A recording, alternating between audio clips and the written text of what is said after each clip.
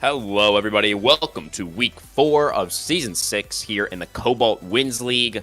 Tonight's two-game set comes from Division 1, as we will be watching Horus Esports face off against Team Blender.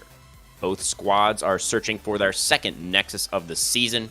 Team Blender a little bit ahead right now in the standings at 3 wins. They did get 2 of those from when Ego for Zero was not able to field a full 5 back in Week 2. So, expecting these teams to be fairly closely matched tonight. There are a lot of players that are newcomers to the league, so it should be really interesting to see how they all match up against one another and what they're going to be deciding to bring out onto the Rift tonight. Bringing you the call from the CWL studio, my name is Crewman44. I am joined by Drake on color. How you been, Drake? How you feeling tonight? I am doing so well, crewman. I mean, I told you guys back in backstage. Obviously, you guys weren't here for that discussion, but I have had a little bit of a long day. But, you know, there's nothing more rejuvenating than sitting down, relaxing with the boys, the OGs.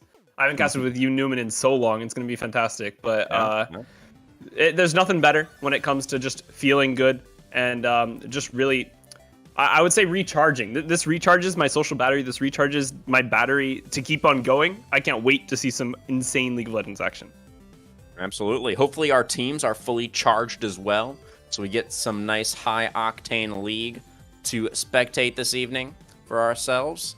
Is there anything in particular that you're looking out for in the meta right now, Drake, or anything specific to these teams, any players that you're familiar with and you're going to be keeping an eye on? To be fair, like I've been looking over these teams. I've been doing all the due diligence I possibly can, and I don't think I can expect anything more than I will be surprised no matter what ends up happening on our screens today. Terraforming has some weird, wacky picks, right? Vel'Koz one trick back in 2021, and he's still bringing that out in this season. This is like 4 seasons later. I don't know how he's doing it.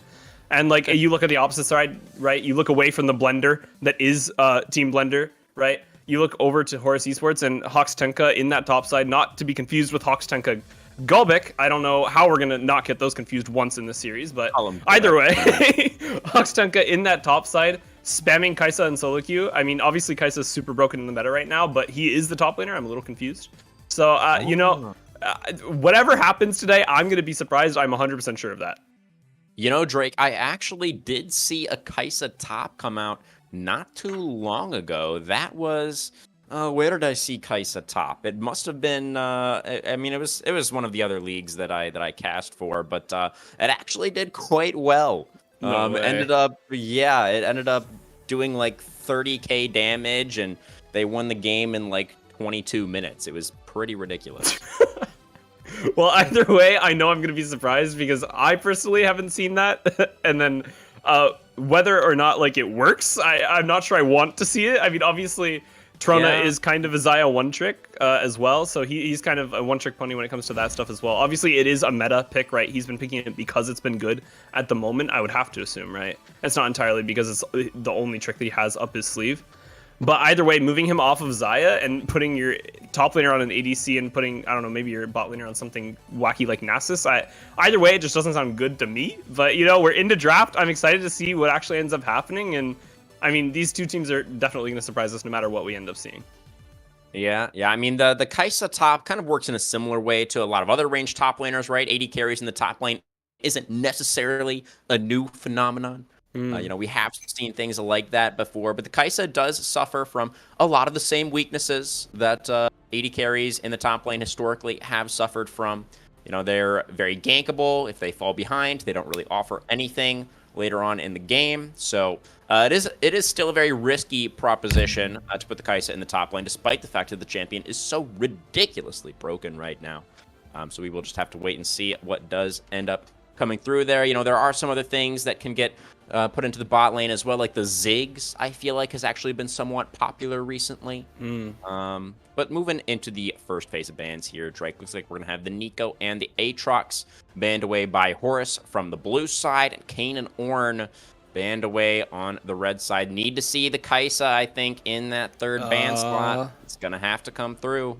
I don't know. It's kind of a hard one, right? Because both teams actually have a lot of priority over it, and it looks like Horus is obviously on the blue side, so they have priority of first pick, so they don't need to ban it, right? So we'll see if it ends up getting banned third by Team Blender, and it has because they also wanted to be able to play it. But yeah, the blue side, you can't give over something that strong, can you? Yeah. I do like to see the Aatrox ban as well. I feel like he's also very strong. Yeah, the Rel is slightly nerfed, right? But I feel like the Rel is still in a reasonably good spot and does still have that power of the flex. I have seen some stupid stuff from Rel jungle. Like, this champion is absurd to play against, and even in solo queue, like, it just seems unplayable to play into Rel. And I'm playing Graves, right? I'm playing something that should just beat Rel in a 1v1. You'd have to think, right? You have to think that Graves is a champion that, since he does high DPS, he can beat a support in a 1v1, but it just doesn't work because she just CCs you to oblivion. Obviously, on that other side, the Varus and the Gragas maybe bringing it back a couple of seasons when it comes to the meta, but this is something that I didn't even get to mention because they got into draft so quickly. But as we see the Zir Hovered as well, I feel like these two teams are two very meta-defying teams. They pick kind of more towards comfort, more towards what they want to play. You know, like, they'll draft whatever they feel on the day, whatever they feel like they can do well on, and it doesn't necessarily have to fit into the mold of what's good in the meta at the moment. Certainly. And, you know, I do feel that, with the exception of maybe like the very highest elos, you know, the sort of upper echelons of play in League of Legends, comfort generally is king. You know, you really do. What the heck is that? But yeah, comfort is king. Yeah. Basically, being able to play what you're confident on, what you're comfortable with, is usually a big advantage. You know, just knowing the limits of those. This is very distracting. Yeah, I don't know what's happening on screen. Hello, mysterious man. Kanye. But either way, I do 100% agree. Cobalt, just in general, like, obviously not necessarily only in the Cobalt Wins League, but in other leagues that aren't necessarily at the upper echelon of like LEC level or professional levels of play. Like you said, comfort is king. Comfort is what you're going to lean towards, as we see the Malzahar already getting picked up. Some interesting bans, obviously, when you're not thinking about comfort, but that Zed being banned away by Team Blender, because Horus is obviously maybe comfortable with it. They don't want that to go towards the jungle. And just generally, I feel like the draft, that's why it surprises us so much. That's why these games are so entertaining to watch, and that's why I love watching the Cobalt Wins League, you know? Absolutely. Always a good time here in the CWL, but moving very quickly through the back half of this draft is going to be the Thresh paired up alongside the Varus in that bottom lane, Olaf, Eric. The response for Horus does mean that the Rel is going to be going into the jungle position. Then R5 Camille into the Olaf is a pick that I think is a little bit surprising. Must be a comfort pick. You have to imagine, because I don't know if that matchup into the Olaf is necessarily a fantastic one. Yeah, I mean, you have to think, right? Obviously, Olaf probably is going to win that out once it hits level 6 because he can kind of negate the whole fact that Camille wants to keep you locked down. She wants to keep you in place because he has that Ragnarok available. But I'm pretty sure that Camille actually doesn't fare as terribly as you'd expect in this lane. Her W does a lot of poke. Olaf isn't quite able to get on top of her if she uses her E defensively for a majority of the time. And once you get past level 6, once you get towards maybe those first items, the Cho'Gath ultimates really start hurting. So, I mean, it could go either way. Like you said, it is a little bit of a skill matchup. It is going to be dependent on whether these two players are extremely comfortable in what they are playing. But personally, when I played Olaf top, I've gotten absolutely wrecked by Camille's in the past. And maybe I'm just a terrible Olaf, but my ego will not allow me to say that Camille does not kind of win the matchup. All right, Drake. Well, we're about to find out how terrible of an Olaf you really are eyes on that top lane matchup. Do a little bit more research on how that is supposed to go. But moving our eyes now down towards the rest of the map, the generally speaking more important parts of the map, right? I think we've talked more than enough about the top lane already. Ahri versus the Malzahar. So it seems like not necessarily a really swingy matchup, not necessarily expecting either one of these guys to be looking for a whole lot early on. Who do you expect to get the push in that matchup? I feel like that would be pretty contentious. To be fair, I feel like obviously Malzahar is supposed to get the push in every lane. That's kind of what he's supposed to do as a champion. Just the sheer fact that like most of his kit is built to shove waves, and he's been in positions in certain metas where he hasn't been able to do that as effectively, and that's why he's been phased out quite really effectively. I would say every time that he's been pushed out of the meta, it's been because he can't clear waves quick enough. I feel like at the moment he does clear waves surprisingly quickly. He has a lot of lane priority, and I think that carries over from the early game even into the later stages. Obviously, it is going to be impacted by the fact that Ari is also a really quick wave clearer. And then Ari obviously moves. It is more confident to move out of lane, right? She has that Spirit Rush available. Malzahar's pretty immobile, and if his spell shield is procced, he's kind of just... I want to say limp. He's not a very impactful champion besides having his ultimate available, which also makes him stationary, right? So it's a self-stun.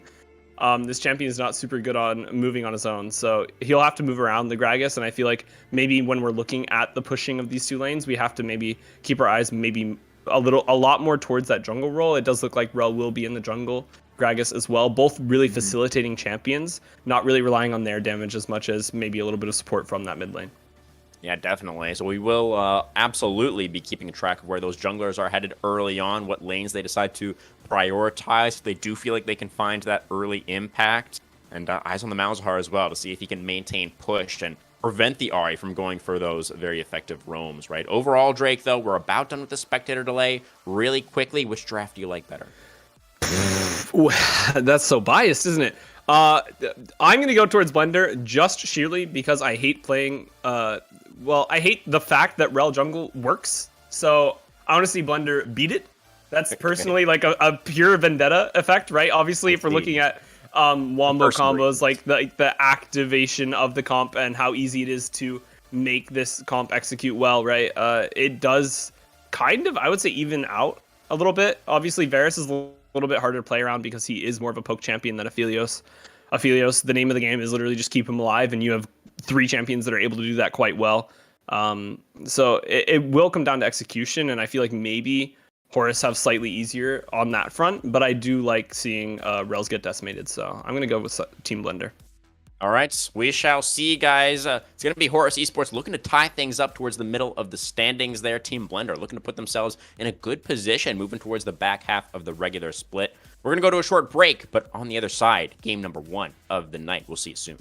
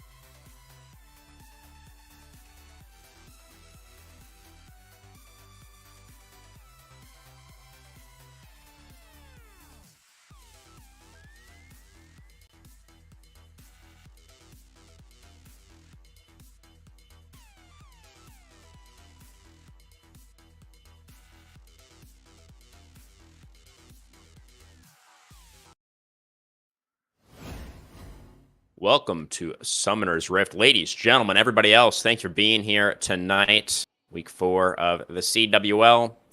Going to be HRS Esports on the blue side, Team Blender on the red. Pretty conservative level 1 from both sides. Drake, any runes or summoner spells that you feel like are worth pointing out? I feel like Conqueror on Aphelios is kind of strange, but I also know that people are willing to go any yellow rune on Aphelios at this time of, at this current meta, because it depends on a lot of different factors. It depends on how long you think team fights are going to play out, how much you actually need the summoner in the early game, whether you need movement speed to catch up to champions to follow up, or whether you need it to kite. Like, I feel like he's going to have a good reason no matter what I say, so I'm just going to say Conqueror makes sense. And then if we look towards the opposite side, obviously Fleet Footwork is a little bit different on that Gragas. Maybe going to help him clear the jungle a little bit more. Maybe just helping solve a little bit of his early game issues that he has clearing that jungle. It might be why he ended up picking that up. It might be a mistake, honestly. I don't think I've seen a Fleet Footwork Gragas ever. Yeah, I feel like the Fleet Footwork very unusual for the Gragas, and honestly, I don't play very much Gragas myself, so I'm really not sure, but I wasn't necessarily aware. I think he's fine. Thresh, Varus, level 1, they don't have too much kill threat. But I wasn't aware of necessarily sustain problems for Gragas in the jungle. I mean, he certainly doesn't have them in top lane. Jungle may be a different story, as this is a little bit of a trading that we do have down here. Arthur Morgan getting chunked down to about 50% is significant. No heal for either bot lane, actually. Yeah, that's true. I didn't even notice that. And no TP on that Olaf in that top side does mean that Homeless will have a little bit of an advantage on the Camille once it gets towards the later stages. And maybe even if he gets poked out early. So a couple of interesting summoner decisions. Obviously, we were talking about runes earlier on, but summoners are definitely, I think, more of a focal point between these two. Also considering, like you said, the cleanse on both ADCs. They're both planning to do the carrying, so we'll have to see if they can make it happen. Yeah, Gragas is in this top side, though. All right, Veli looking for it. Wave pushed very far up. Hawkstanka in the 1v2, looking to be in trouble, flashing away from the hook shot, but the barrow will connect. The slow is there. Olaf getting chunked down, but they don't quite have enough gas in the tank to fully take him down. They do get both summoners, though, off of Hawkstanka. Oh, but now the counter gank Gobek is here now to try and issue some punishment back onto the Gragas. We'll take most of that health bar, but Veli will be okay for now. Yeah, it ends up being kind of, honestly, really good for the side of Horus. Ooh, no way. Gobek, very greedy, moving in here to stop the recall. Does have the crack trying to get back over the wall. A little bit of a scuffle happening in bot lane at the moment as well, actually. Satrona is getting chunked down quite low on this Aphelios. The pressure continuing. The piercing arrow going to connect there as well. Ooh. A lot of pressure coming out from this Team Blender bot duo. Yeah, a lot of pressure. And a lot of pressure, honestly, coming out from the side of Blender in general. I wasn't thinking that this is how the early game was going to play out. But we were talking about, obviously, drafts being easier to execute maybe for the side of Horus. So definitely interesting to see that Blender are making themselves well known in this early game. Yeah, absolutely. It was I like the early attempt from Veli, because I do feel like Olaf gets pretty significantly more difficult to gank later on, especially once he gets that Ragnarok. It can be really, really difficult to actually punish the Olaf. But it was really nice from Gobek as well, right? To get up there very, very quickly for the counter gank. And it ended up being a pretty even trade, between, for the health bars on that top side. Although the Olaf still being down both of those summoners does hurt a little bit. And how bad does it look when you're playing a standard jungler? And not only did your Thresh just leash the Scuttle, right? The Scuttle Crab just got leashed to Gragas, but you're also 8 CS down, or previously 8 CS down. And looks like Rel is out ganking you as well. GG, man. Yeah, Camille also really running out of health in this top lane. His Homeless flashed away, trying to stay alive, but it's not going to work out for the Camille. First blood going over to Gobek on the Rel jungle. Yeah, well, it looks like Blender's top laner's home is in the dirt at the moment. He wasn't able to get out of that one. And like I said, you're playing a standard jungler, you're playing Gragas, and low-key getting out jungled right now. Rel is absurd, man. Nerf this champion, please. It's a new day, Drake. Rel is just saying, look at me, Drake. I'm the standard jungle now. No, I don't want to see it. The last few times that I've seen standard junglers rise from support roles, I've just hated every every single moment of it. I don't want to see this happen again, but so far, you know, it does look like Horus are making me eat my words. And Gragas is starting up this dragon? No, no way. Yeah, it would be a little bit overeager, you have to say, for Team Blender to actually commit to that one, but they will not commit. They will back away. They will respect the possible rotation. It's going to be the reset for the bottom lane right now, though, for Horus Esports. So potentially straight back onto the objective for Blender. Veli going to go ahead and start it up, pulling it out of the pit, go back in the area. On a ward right now. This is just so much wasted time. This is so much wasted time. I mean, you're spending so much time in the river just trying to do the dragon, and you have all your camps up topside. Ooh. Yeah, it's going to be the Death Sentence landing. The flay backwards, but Rel is feeling pretty comfy still. Oh, the Nether Grasp will come out. Malzar gets pulled into the play. The Charm is going to cut that ultimate short, though. Rel's still alive, limping out of this one, and Veli's in trouble as a Spirit Rush in for Yobard. He's going to be able to get that kill. It's going to be Arthur Morgan that picks up the last step of the rotation now for the Varus. Has made his way into the play, Dazzle connecting onto the mid laner. Yobard, very, very low, already forced to back out. Lands the Charm, though, onto the support. Now Tarya overextended. He dropped the Lantern. He was hoping for somebody to come in and help him follow up, but it was not happening. The engage was too strong on the other side of the fight as Gobek was the first to get engaged on it, and he will be the last man standing as he pushes the entirety of Team Blender off the rift, and now it will be Horus Esports in control. What a crazy turn of events. Oh, okay, the Varus Q didn't quite land. What a crazy turn of events. It didn't look like it was going to go the side of Horus at all. It looked like Blender were definitely in the driver's seat for that play. But turns out, even if you play perfectly with a crazy Lantern, a crazy Malzahar ultimate, and Gragas follow up, Horus team comp is just that much better. Yeah, they played it out well.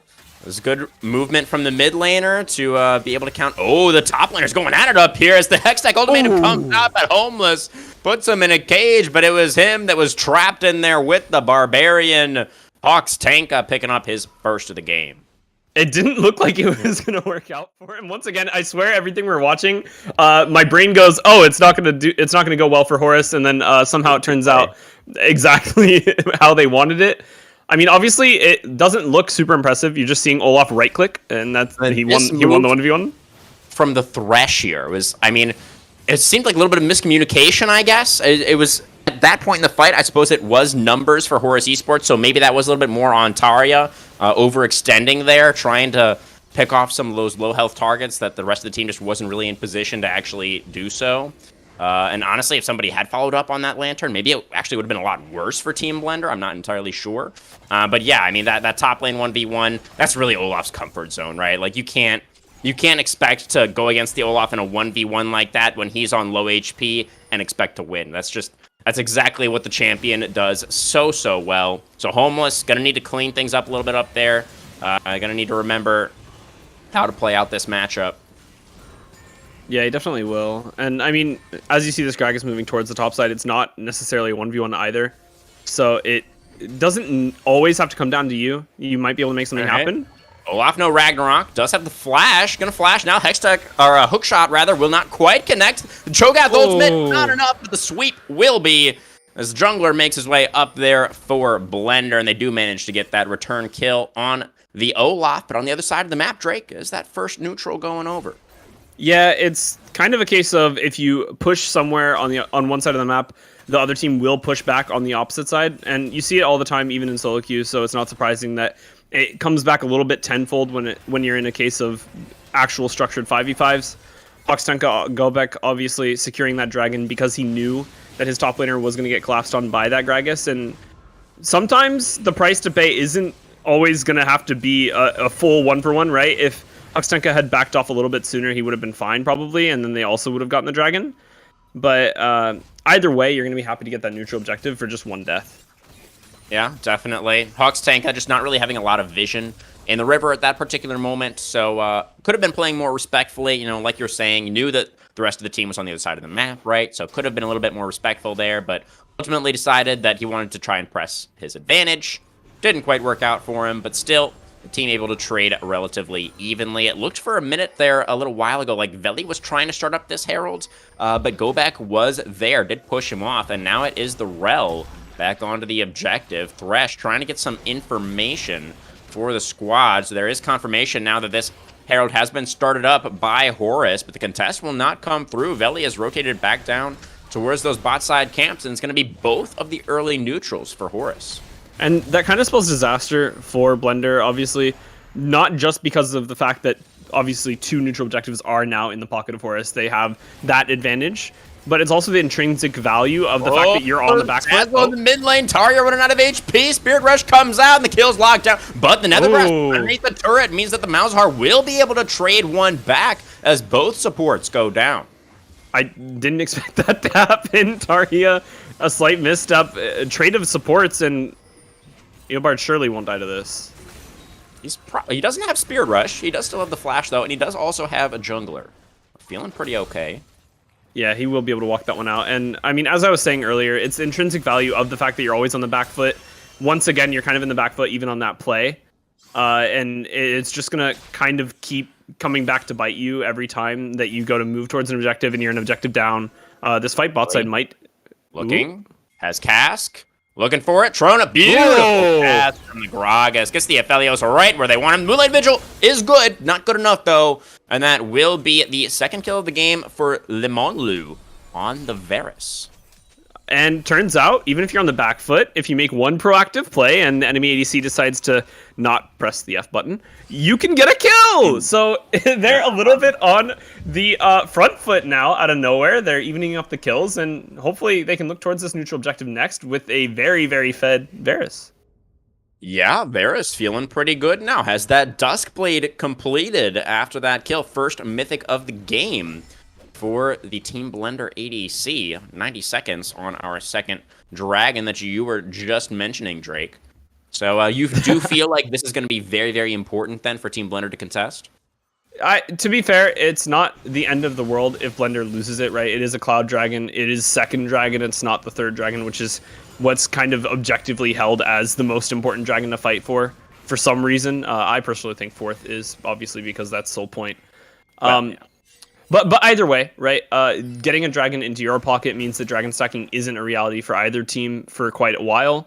And then obviously it will be either a good power move right now. Oh, yeah, very deep though in the enemy jungle. Death Sentence will connect onto the R. He's already used all of her Spirit Rush charges. We'll have to flash away now, but the Terraclesman will come down. We'll keep everybody alive for now. But look at how low those R's. The hail of arrows over the wall is not quite enough, and it's going to be Limonlu's trunked down on the other side. Rel is down so low, but he gets the shield from the crash down the barrel rope. From Veli, will pick up that first kill. Torona with the cleanse to get away from the continued chase down. Arthur Morgan stepping forward to try and do a little bit of peeling, but he eats the Malzahar dot, and Veli is there to cut off the escape path. He drops the cask for a good measure. He is saying here, Aphelios, take a drink. You're gonna need it. And it's gonna be the 3-for-0 team fight Team Blender in the bot side river. I mean, 80 season 2023 Pepe laugh. I I don't know. To be fair, it is early game, so Aphelios is going to get bullied and quite literally bodied by Gragas in this early game. There's a little bit of a fight in the top side. I don't think it should amount to much, as obviously the focus is on this bottom side now that that team fight just played out. Dragon spawning soon. It's honestly all looking extremely up for Horus, and the reality is Aphelios found himself caught, and I feel like Ari and Rel were a little bit too deep in that situation. Clearly, they got punished for it, so clearly they must have been, but just a little bit of overconfidence coming out from the side of Horus, sorry. Yeah, definitely. And this will be the neutral. Looks like it will go over. Gobek is thinking about it, but there's complete knowledge for Team Blender of where this Rel is. But he is going to get into the pit anyway. And then gets this. He just jumps in there with a blast code and just yoinks the dragon. Are there more? Now the Rel is looking like she's going to be in some trouble. So he does not have the flash spell. Going to take a long time to try and get back over that wall. And I mean, it takes a long time to kill her, but she will eventually die. Homeless is teleported down here, by the way. Trona with the Severum, rather, almost able to take down that Camille. Will go 1-for-1 in the end, but Arthur Morgan is not getting out of this one. So overall, it's the 3-for-1 fight. Again, it's Team Blender that pick up the extra kills, but it's the side of Horus that get the objective, and that was Camille teleporting down to trade there as well as, another grasp available. Couldn't quite get in range. Also, very low mana right now for the Malzahar, and Yobard's seeing the opportunity. Not going to land the charm, though. And that's going to be both mid laners walking away with some blinking health bars. But look at what Olaf is getting. He's not going to get the first brick. That is picked up by Limonlu on the Varus, but Oxtanka will be able to trade back decently on the back end of that. Yeah, and he's still down in farm, even though Camille was at that fight. It looks grim, honestly. The reality is Horus is quite behind at this stage, and it's going to be a clash of mentalities and just... Oh. Okay, Ragnarok pops. We're going straight in, but the numbers are not going to be in your favor, Mr. Olaf. He immediately has to flash out of this situation.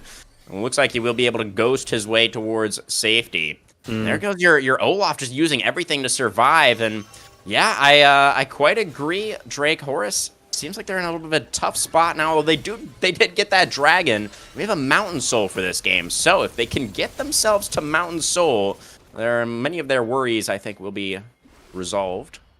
Oh, Oxtanka. No way. Right now, it's gonna get smoked. I believe it was the Rel that managed to lock that blue buff down. Yeah, Oxtanka Gobek was able to manage to pick up his own blue buff.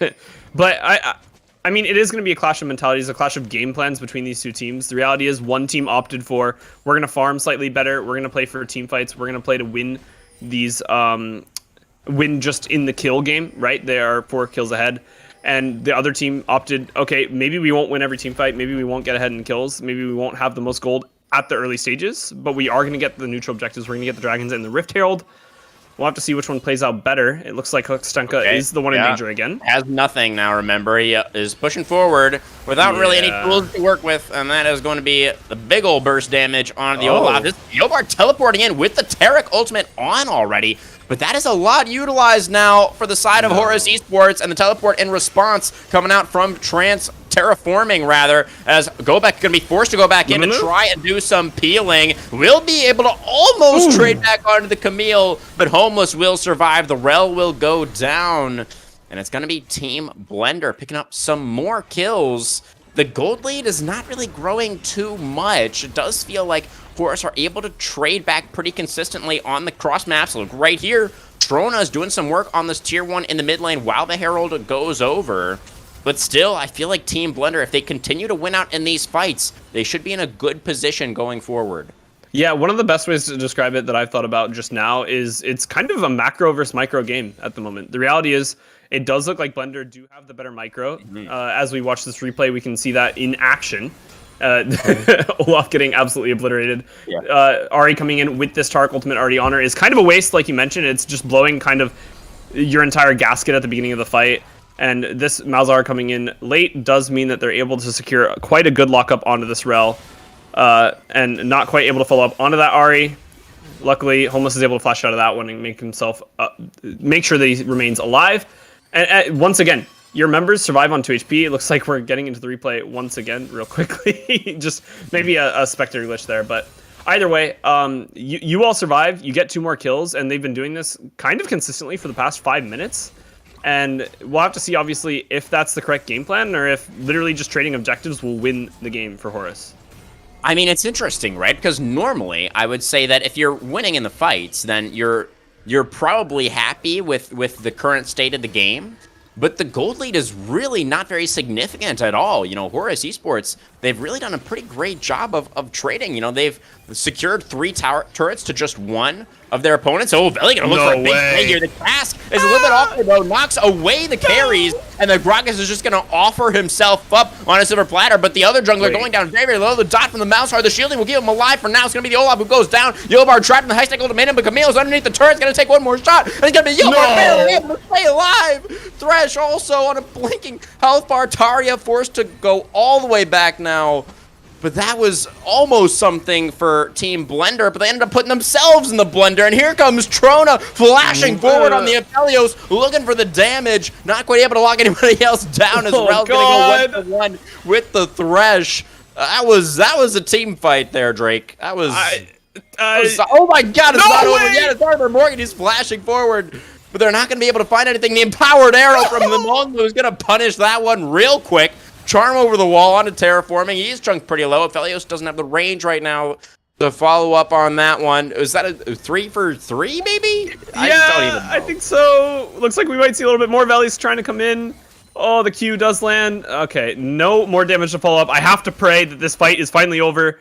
I keep writing narratives in my brain of what just happened on my screen, and then they just get deleted in an instant because, oh, we're still fighting. Oh, we're still fighting. Oh, we finally won micro. Oh, actually, we lost micro because we overextended. Oh, we're going to play this fight out a little bit longer and get an extra kill off the back of it. You know what? Trading our jungler for the enemy support is definitely worth it when the dragon's up, I'm sure. I don't know what's happening on my screen. It looks like Horus lost in the end, and a neutral objective finally going the way of Blender is definitely good for them.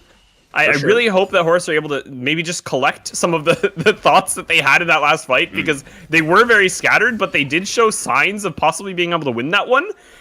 They just need to play a little bit more together, and I need to see a little bit more communication happening on my screen.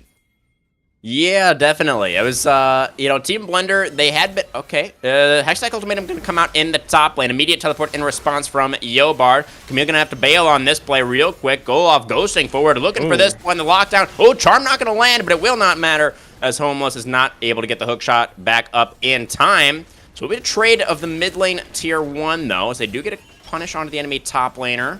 Another trade Drake, and the gold, it's still even.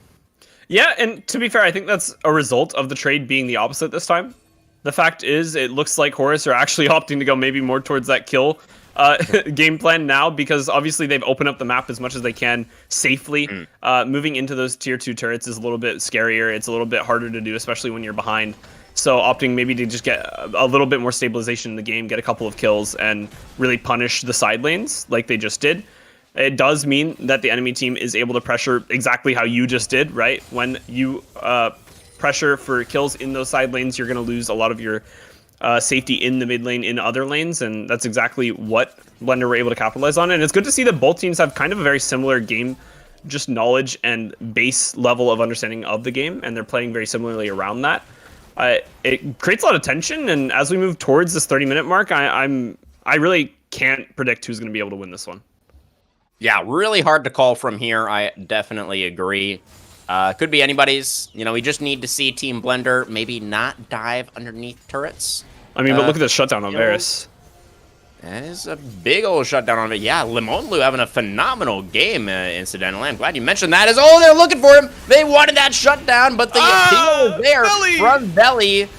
Very nice cast to disengage that fight, keep his AD carry alive, almost getting flashed on by this very angry Barbarian, but the Barbarian's anger might not be enough as the rotation comes through from the rest of Team Blender, who had that control in the mid lane, and Hawks Tanka just overreaching a little bit. It's going to give his life, and now 5v4 on the Rift for Team Blender. They're on to the Baron. There's Gobek, though. He's got another blast cone. I've seen this before, Drake. It's Hawkstanka Gobek with the blast cone and the smite. He's ready to go.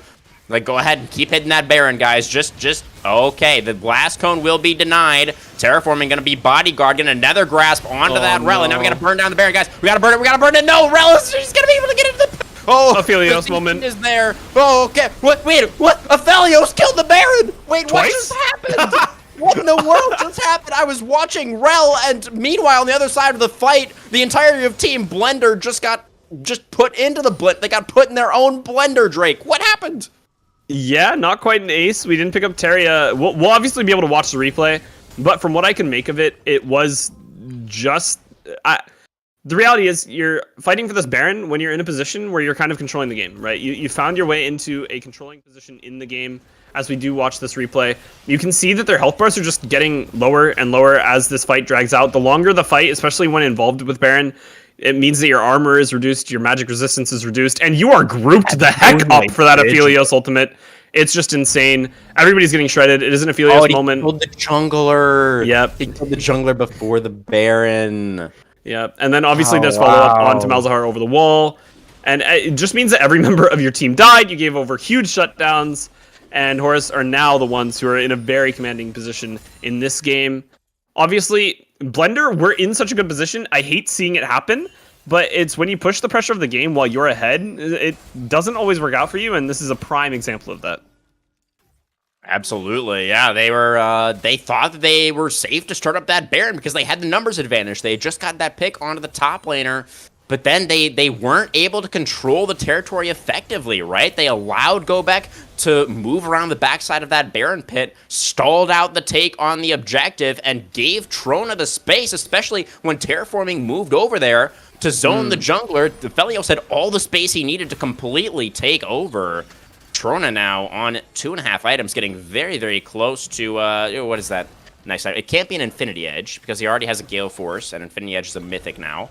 We're going to have to figure that out later as the engage is going to come through. The Mana Storm on to 3. The big old team fight breaking out by the Ahri. He's going to get taken down right at the start of this one. Eyes on Aphelios, though. He's trapped in the cage right now, but he's able to stay safe. The Gale Force over the wall gets the last hit onto the Camille. Tario now on the front lines. Thresh with the Flay to try and create a little bit of space, but he's going to get locked up. He's going to get taken down. It's a double for Trona on the Aphelios. It's going to be Mountain Soul point for Horus Esports. Limonlu. Oh no, he just died for the first time in the Baron fight, and he's gonna go down for the second time here. You go back, picking it up this time around, and absolutely full control now for Horus Esports here in game 1.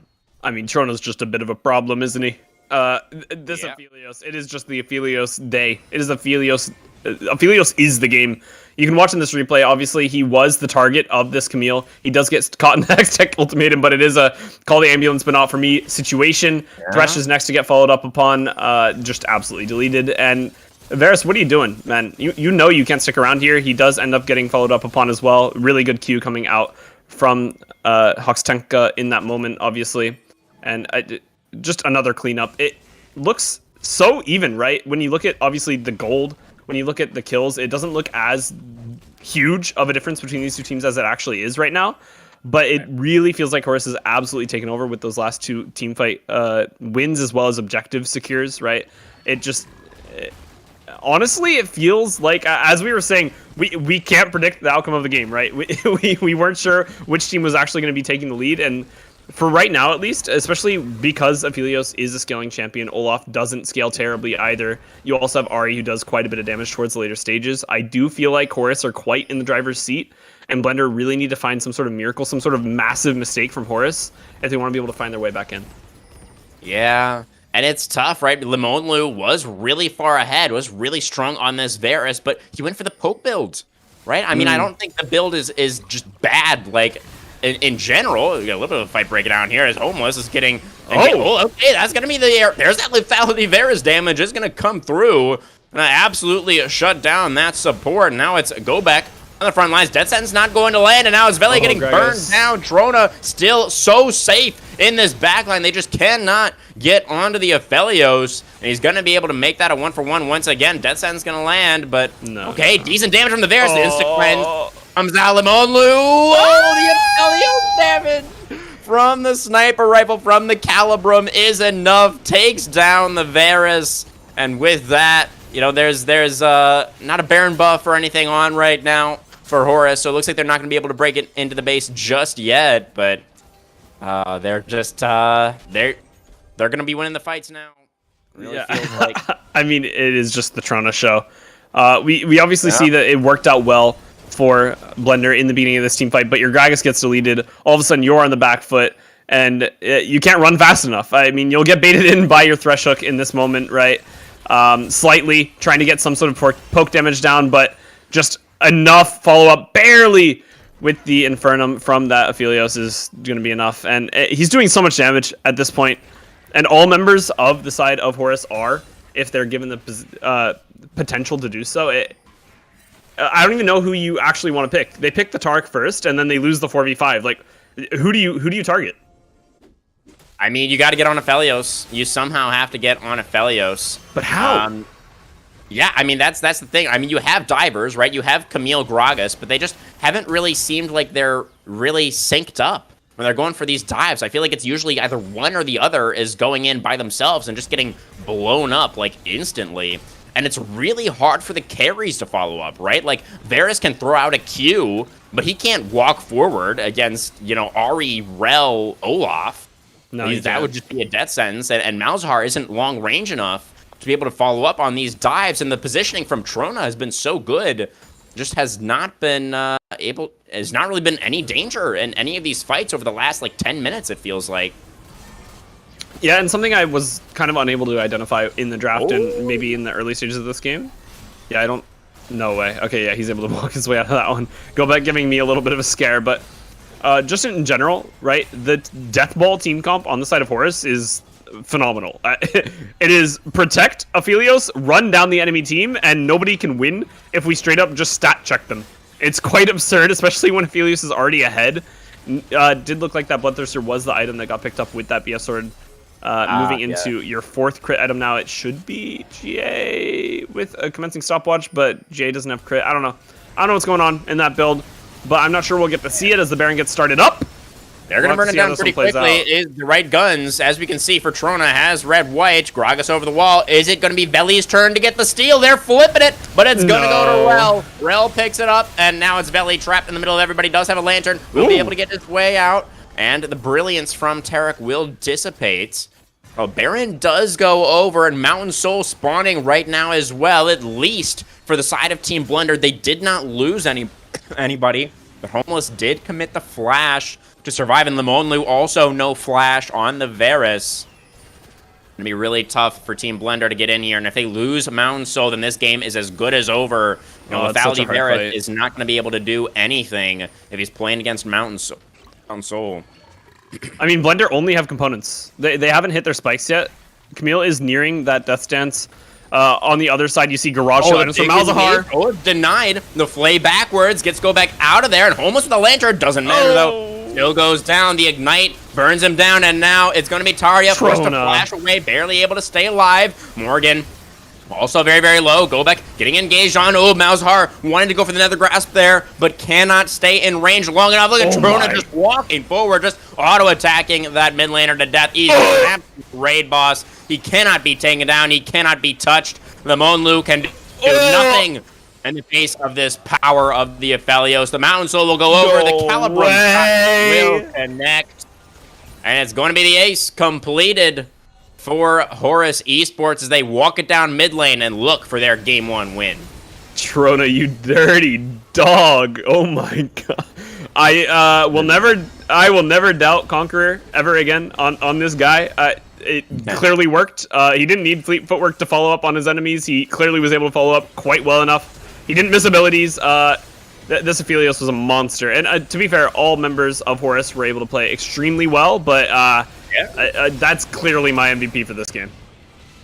Yeah, I'm pretty much aligned with you, Drake. I do think we have to give it over to Trona on the Aphelios, but I do also agree that it was some strong performance on the board for Horus Esports. You know, Rel able to get that first blood, able to defend the top laner really nicely. Had to bring it up again, sorry.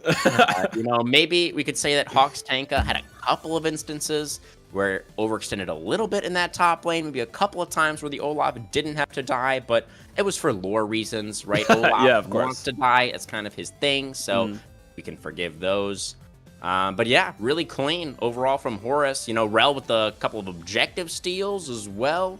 Ahri only died once? Yeah, really nice game from Yobart. Had that really nice flash charm in the mid lane as well to force the cleanse out from the Varus. Yeah, and ultimately killed them only because of the follow-up from Aphelios. So yeah, I mean, tons of star performances. I 100% agree. And I'm excited to see how this second game goes because despite it being really one-sided for Horus towards the later stages, and like we were mentioning, Trona just really popping off when it got to a point where he had like 3 or 4 items. I really want to see what happens when even just one of these canon events isn't a canon event anymore and it changes slightly. And I feel like it could alter even just the result of the game as well as even just the results within the game. And I feel like either of these teams could have taken home game 1. So I'm excited to see how game 2 ends up playing out. Absolutely. I think we'll be discussing what kind of other adaptations we'd like to see from Team Blender very shortly. They will be moving over to blue side for this second game, so that's going to open up some possibilities for them, I think. But before we do that, Drake, I think we are going to go ahead and go in a short break. We catch our breath and get set up for our second game of the night. Don't go anywhere, guys, because Cobalt Wins League Season 6, Week 4 will continue right after this.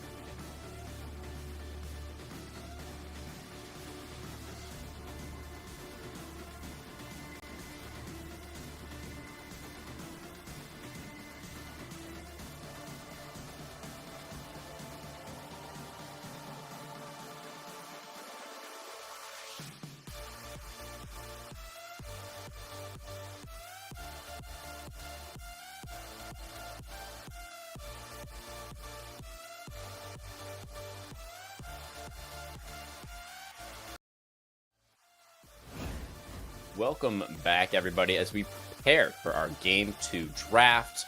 As was just mentioned before we went into the break, Team Blender on the blue side this time around. Horus Esports, our Game 1 victors, going to be taking up some positions on the red side.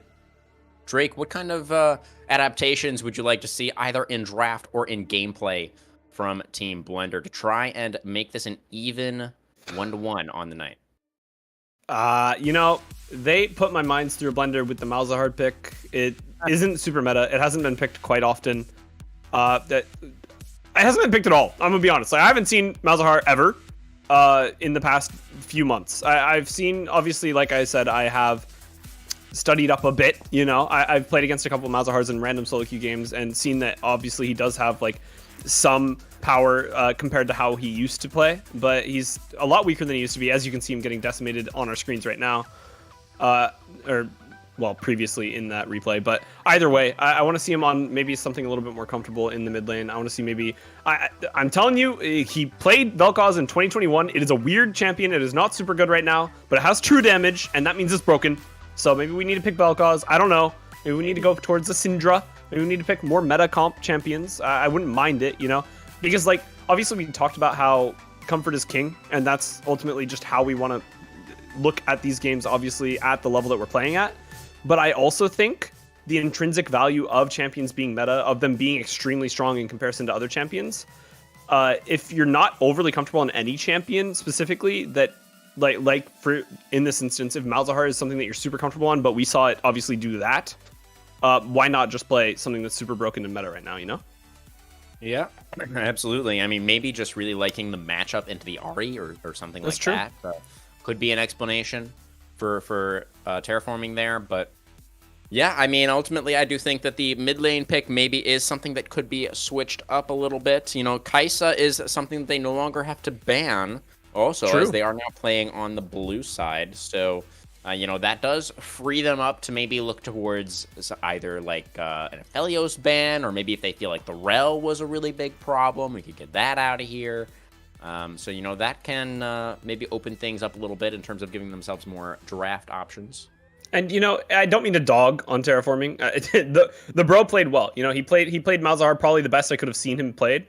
It's just the reality of not even only his champion, right? Maybe looking more towards that top side as well. Camille isn't necessarily a super meta champion either. Maybe picking something a little bit more standard, and maybe just a comp that you're more comfortable playing around when it comes to team dynamics and what you're used to your certain champions doing, what their roles are in the game, right? Whether your mid laner is typically a roaming champion or whether your top laner is typically a tank. Either way, I feel like going back towards maybe what your team standard likes to play. And it didn't look like they liked to play these 5v5s as much as maybe they could have, because I was mentioning they played micro extremely well, but Blender definitely suffered in a couple of fights, and it led to their instant loss, right? So I feel like if you're playing on that thin of an edge, on that thin of a line, you need to play champions that you're playing literally pixel perfect all the time. Yeah, definitely. If that is going to be the style, then yeah, you really need to be completely 100% confident when you're going for these fights, right? Because if the entire identity of your composition is we're going to be diving in and looking for team fights, then you sure as heck better be winning those team fights. Or your composition doesn't do too much. So yeah, looking for things to be just a little bit more tidied up this time around for the side of Team Blender. I imagine we will be getting into the draft relatively soon. But remember, guys, if Horus Esports do manage to get the 2-0 tonight, they will tie Team Blender at 3 wins, put themselves in a really strong position looking towards the second half of the regular season. Yeah, 100%. And we were talking about how maybe Blender's wins were a little bit less earned, right? Because they did get 2 wins off of just a forfeit because another team wasn't able to play one day. So it would kind of even things out a little bit and make them a little bit more fair. Obviously, it would feel a little bit unfortunate that Horus are only tied with them after obviously beating them in such a dominating fashion if it is going to be a 2-0. But these two teams are really close in skill level. We've seen it in the last game. We saw that really either team could have ran away with the game at different stages.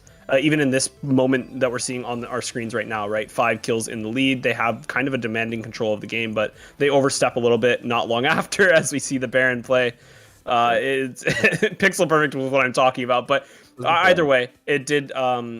It spelled disaster for Blender, but they were in a position where they didn't need this disaster to happen. So hopefully we see something very different from them this game. Hopefully we see a very different Blender on our screens. And I believe that we can. So it does come down to the draft. It comes down to the game plan moving into this next game. It comes down to banning Rel, man. Get this champion off my screen. Yeah, I think the Rel ban would probably be a good one to look towards. I think that would make a lot of sense for Team Blender.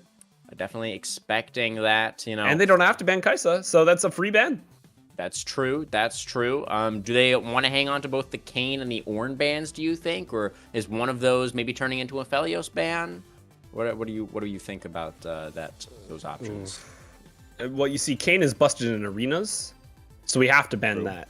Okay. That has to be banned because the arenas directly translates, and and that can 100% be seen by the fact that Limonlu, which is the ADC for Blender, he plays Ezreal a lot now because champion got strong again and back into the meta because he was good in arenas. So the reality is we can't let Kayn get through because he's good in arenas.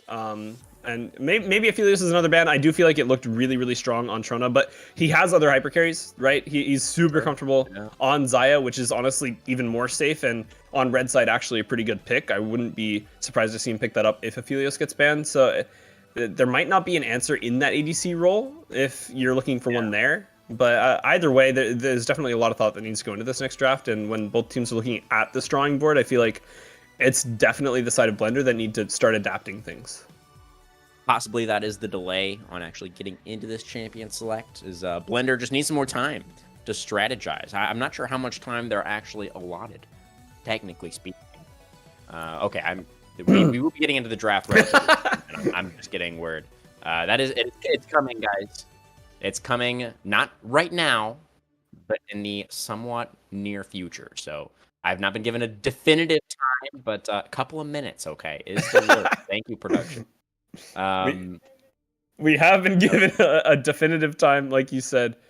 But either way, to be fair, the draft will be an interesting one. We were talking about how the last one was going to be surprising. I hope that this one isn't as surprising. I hope that we see some stuff that makes a little bit more sense. Even on the side of Horus, once you've already won a game, once you figured out what you need to do to kind of dismantle the enemy team, I feel like going back to the basics, choosing stuff that you know how to execute on is really, really useful. Maybe taking Hoxtenka off of this Olaf, he was a little bit of, like we said, a pressure point for the side of Horus, a champion. And I assume it's just the champion, right? Blame the champion, not the player.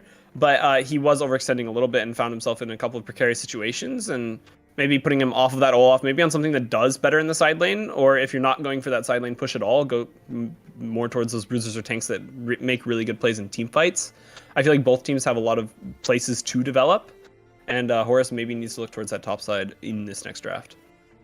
Yeah, I mean, I don't think that the Olaf pick was necessarily a bad one. You know, I do think that is definitely a viable option for Horus if they want to look towards a more carry-oriented top laner once again to get that pressure in the sides, because as we can see here, you know, it did draw the Gragas up to that top lane on multiple different occasions, which you could argue, you know, gave Trona the space that he needed to get, you know, his items and get to that point in the mid game where he was really, really strong and could take over the game. But you know, maybe you could think about it in the totally opposite way, right? Like, you know, you just had Trona, your AD carry, pop off in game number 1, so maybe we just have our top laner pick something purely for team fighting. We just put him on Ornn or whatever, or, you know, whatever Ornn might be banned again, so whatever tank, and he can just stand in front of Trona, and that'll be good enough. So it'll be interesting to see, you know, what they identify as really being, you know, the way to go here for their second game. Yeah, 100%. And I think it's really important that you notice, or I mean, not that you notice, but that you emphasize that, and just the fact that the draft has a lot of things going into it, right? The reality is these drafts have so much when you're talking about the champions that you're picking, for what reasons, right? Obviously, we might not have seen the execution of the Olaf look fantastic, but the reality is, like you said, it did draw that Gragas towards the top side. It let Trona start to execute on the map a little bit more, and that's just something that obviously both teams will be thinking about. They'll be thinking about execution in team fights, execution on the map, what every champion is enabling you to do, and We're just talking heads. We're just semi informed enough professionals to be able to talk about this. We obviously cannot possibly consider everything that these two teams are considering in the draft when they're deciding what they're picking. So there's going to be a reason for everything. And like you said, picking that Olaf might be what we go back towards because, like you said, Aphelios was able to really pop off. If Trunda gets put on that Xayah, another champion that really likes to just kind of do her own thing, farm up in that bot side, then start to make an impact in the later stages. And Olaf is a champion that can kind of force some acceleration towards that top side and be what you're looking for when obviously in this position macro-wise. There's a picture of you, Drake. Yeah, I'm pretty sure it's not on stream, but our production is trolling the heck out of us, and there is a Spanish-speaking version of me. Draco is how you pronounce it in Spanish. Oh, that's actually alter ego. I see. But yeah, we're being trolled a little bit. Sorry, everybody, for the giggles, but we are seeing funny memes from Logic at the moment. Monkey is also on screen at the moment. But either way, I do feel like, obviously, we talked about the bot side, we talked about the top side, but I feel like jungle is another focus, especially if Rel gets taken away. What does Gobek turn towards? Trundle's super common in the meta right now. It wasn't picked in that game. Gragas is something that I wasn't expecting whatsoever. We've seen Veli on a lot of champions like the Trundle, like Poppy, like Kindred. These champions that I would say have more agency on the map than Gragas. So maybe see him move away from those casts, which literally half of them were the trollest thing I've ever seen in my life. And half of them were god casks. So like obviously the reality is when you're playing Gragas, Gragas giveth, Gragas also taketh. If we pick Kindred, same issue, right? Kindred can giveth or taketh in a team fight. If you pick Trundle, bro's just running around. He's dancing at the same movement speed that he has. And trolls are going to war, and maybe that's what we need to pick. Maybe. Are you a little bit of a troll fan? You fan of the trolling? I'm a little troll enjoyer. I will admit. I mean, it's as simple as it gets. It's simpler than Olaf. You just right click. Yeah, absolutely. You know, there's a little bit of skill expression there with the pillar. You know, the really good Trundle players. You know, will that's true. Have a lot of finesse with the pillar placement, but yeah, very simple champion. That's kind of what he likes to pillar position likes to put other people in. Is that picture that we were just getting shown? Yep, pillar. You know, Trundle is the champion that likes to place his pillar very well. But there's a lot of things to think about in this draft. It looks like we're finally going to be getting into it, and hopefully you guys will get to see it on your screens very shortly. I'm so excited for this game too. It's the last game. It's so weird. Best of two formats. I will never get used to them, but I guess we have to. Yeah. It's you know, it is the way we do things here in the CWL, at least for the regular season. And there are some merits to it, I think, but we can leave that conversation for another time as we do enter the drafting phase. Not quite on the stream just yet, but we'll go ahead and list off some of these bans for you guys. We've got Rel is going to get banned away from the blue side by Team Blender, so that will not be an option. Kaisa has been left open, Drake. No way. Oh my goodness. What? Okay. So we're getting notes from production that this is fake draft, most likely real draft, but we're getting spoilers. We will be remaking draft later on and putting things in order, I assume. There we go. The draft has been remade.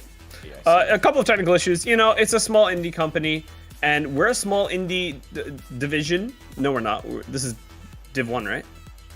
Yeah, we're Div 1. Never mind, this is a large indie division. But either way, you know, there's always going to be some stuff going on in the background. So for now, obviously, we get these beautiful graphics. We get these beautiful replays going on. You don't get to hear my reactions to Aphelios auto attacks, and that's honestly for the best.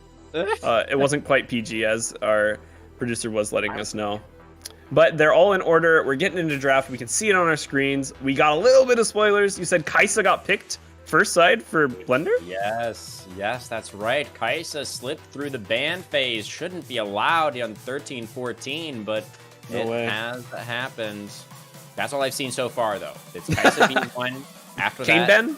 we don't know. I think there's a Kane ban. I think there was a Kane ban. Yeah. I remember the cool and edgy guy being on our screens for a second. Obviously, we'll see them now. Kane instant ban, so that's cool. And yeah, I don't know why we let Kaisa through. I mean, we wanted to make things interesting, you know. Here at Horus, we want Blender. Yeah, give them whatever they want. We won. We'll win again. Yeah. It really. I mean, the only logical explanation, Drake, that I can think of is the fact that Horus are egoing the draft. They're just like, we're gonna give them Kaisa, and they got Zaya. Win anyway. Okay. Well, the Kaisa is a very known answer into the Kaisa, right? Did I say that? Zaya into the Kaisa? Yeah. Yeah. But you know, Zaya not broken right now, unfortunately. Kaisa, very extremely giga turbo broken right now. So really, it's like you pick Kaisa and you have like 3 80 carries, and like if you also had 3 Zayas, that would be fine. But unfortunately, Horus is only going to get 1 Zaya. But it does come down to execution. Sure. Yeah. That's true. You know, Kaisa is not an auto win. It's not like we're gonna load onto Summoner's Rift and then the red Nexus will just immediately explode. You know, you do still have to actually play the League of Legends. But assuming that Team Blender and Limonlu specifically still has all 10 fingers on his hands, then I'm feeling pretty good about their chances, Drake. But can you imagine if Homeless had a real weapon? Jax is an interesting one. I feel like this champion hasn't shown up as often as maybe he deserves. I feel like he's definitely done well in the meta at the moment. He's not terrible, you know. His win rate isn't terrible. He does fine in 5v5 settings. He still does his job when it comes to split push. And obviously we talked about Homeless wanting to draw pressure. Vel'Koz coming out. Yeah, I hear your reactions. We're calling for him. Yeah. Let's go, bro. We got the Pythagoras out. We got our little triangles on screen. We're gonna be measuring stuff. Let's go. What's it? Who are we picking in the support position, guys? No it's way. Not Talia. Okay, Soraka? It's Soraka. It's a little bit of a curious choice. You know, Kaisa and Enchanters, not really the pairing that we were necessarily looking for, I think. This is such a weird draft. I feel like there's a lot of conflicting situations going on the side of Blender. Obviously, we didn't even get to talk about second ban phase. But Horus doubling down on the mid lane, making sure that it looks like they wanted Terraforming to pick that Vel'Koz. And on the opposite side, obviously, if Terraforming was going to lock in that Vel'Koz, didn't want to play against Ahri, because then he'd have to pick Malzahar again, you know? So bans away that Ahri, and obviously banning away the Rakan so that Arthur wasn't on something as impactful as the Rakan. But just generally looking at the Blender comp, it doesn't quite make like full coherent sense to me. I guess like the reality is right. Vel'Koz is mid to late game stage champion, does really well once it gets to those stages. Kaisa, pretty similar, obviously just really broken right now, so gonna be accelerated in the early game compared to most ADCs just because of that. Jax likes the later stages of the game as well. Soraka, kind of a mid to late game teamfight champion. So all of these like kind of mid to late game authorities on the side of Blender, and then you see a J4. I mean, obviously there's a facilitation factor. You want to be able to make things happen in the early game as well. So drafting some early game is always smart. But J4 is such an eggs in the basket of early game champion, and then we have all of our eggs in the late game champ. I don't know what's going on.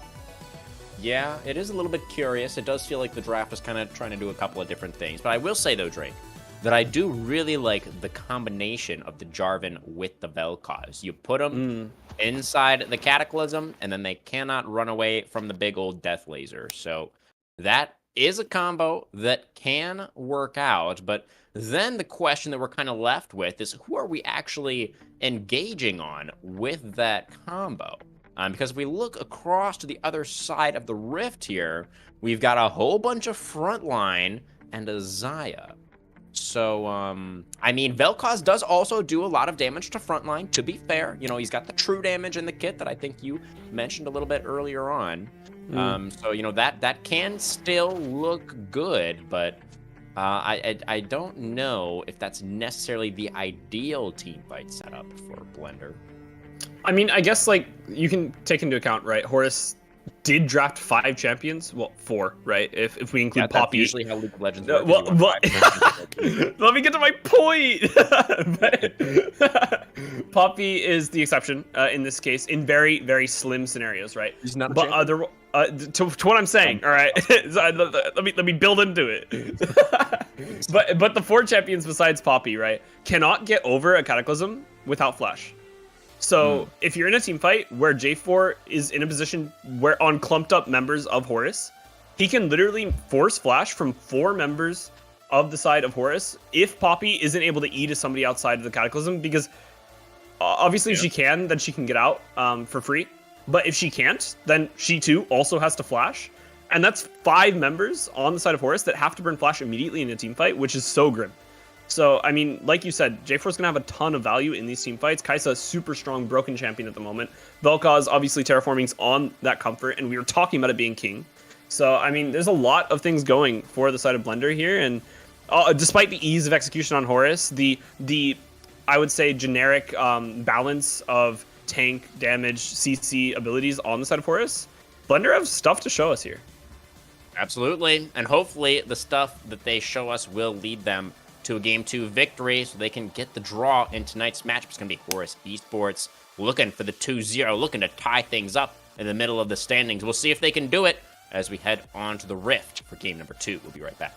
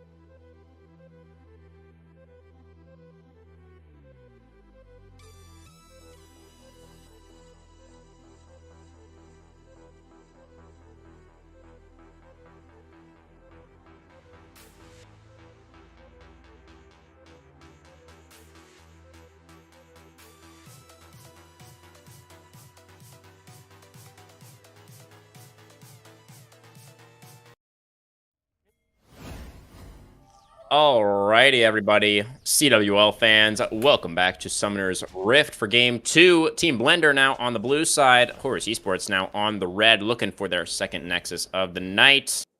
And they look like they want to think about a level 1, but they would have to walk over a ward, so they're going to think better of that plan. Let's go! Yeah! Let's go! We're in game 2! I can't wait. Honestly, I want Horus to show us something different. I want to see a Blender win. Obviously, that's just my non-biased casting coming in. I want to see a 1-in-1. So you want everybody to win? I want blue side 100% win rate. That's what I want, you know? Oh, I see. And to be We're fair, looking at a ward. this ward is very epic. There is a ward. It is very cool. Sitting on the ground. It's so cool. But I think something that I'm noticing, at least, you know, if you have individualized wards, then once you place them, they know who placed the ward. So you're supposed to have non-individualized wards. So low-key, everybody would have the same ward. Right? Yeah, everybody should have the same ward, but they don't. So now you see like that fancy ward, you know, Poppy's there. That would be some next level scouting if you actually. I mean, I'm just research saying, the ward skins for every individual player on the enemy team. I've done it. No, I haven't. Okay, Dredge line. We're gonna start things off in the bottom side. Tarja getting hooked, and he's gonna be fine. Arthur Morgan.